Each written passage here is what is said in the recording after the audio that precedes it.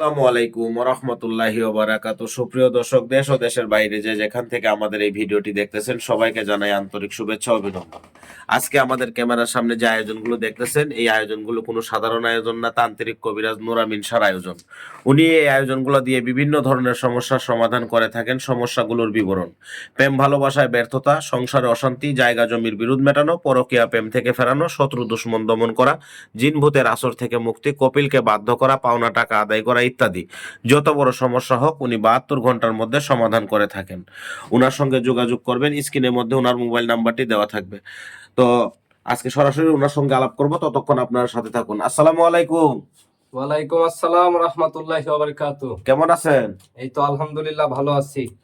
তো এই যে যে আপনি যেগুলো কাজের সমাধান দিয়ে থাকেন, আমি যে বলছি এটা কতটুকু সত্য? এইটা আল্লাহর রহমতে 100% গ্যারান্টি সহ আমি মানুষের কাজ করে দেই।